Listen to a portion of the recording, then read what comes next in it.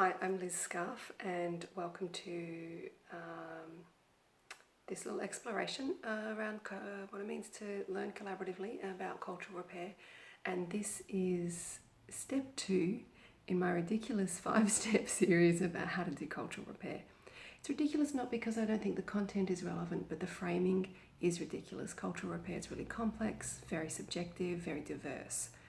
But I also found using constructs like 5 steps or whatever, it's really helpful to kind of hone thinking and give us something to kind of discuss and push off of. So step 2 is, and of course, even though the steps are still ridiculous, I still have to say they're not linear, right? So this would be like an ongoing piece of work. But it's to ground in your own cultural heritage, your own lineage, your own ancestral places. Now, a lot of my work in this space is focused on repairs to Anglo-European culture, particularly Anglo-European culture living on settler colonial stolen lands, like here in Australia, because that is my cultural reality and therefore what I think is kind of appropriate for me to put my attention on. And this may or may not be your position culturally, right? So that could impact how useful what I'm about to say is for you. So yeah, take it or leave it. But it's not an uncommon sentiment among white Anglo-European people here to feel like we don't have a culture, that others have culture and we don't.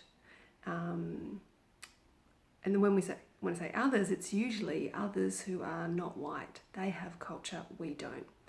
And so there's kind of 3 main reasons I think we do this, right? One is that it is just really normal to normalise your own cultural reality.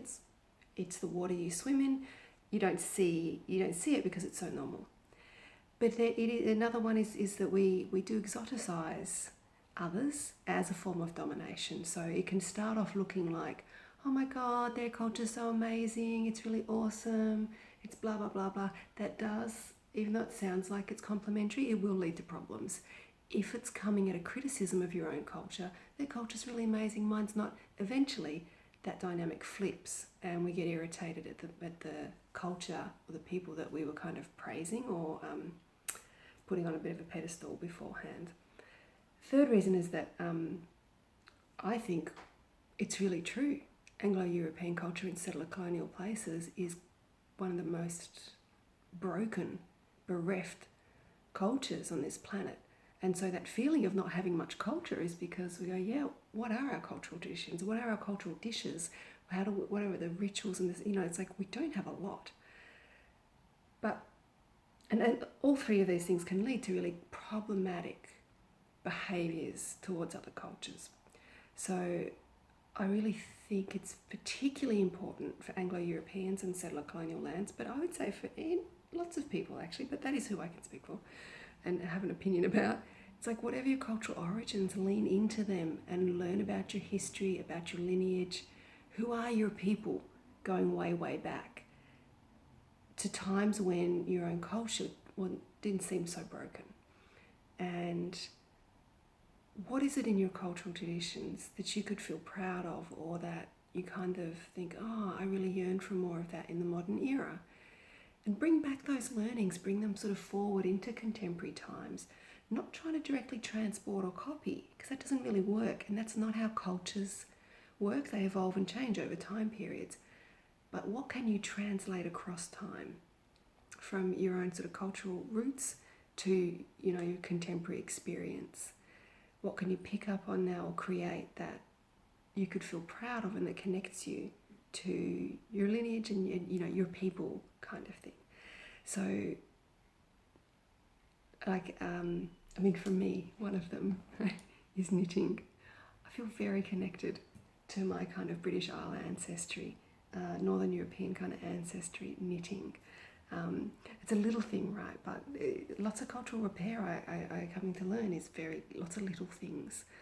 But a few other ideas about how to do this. Of course, there's so many ways to do it, but if you've got British Isle ancestry, I really love Dr. Sharon Blackie's work on this, and she's got some great courses, very grounded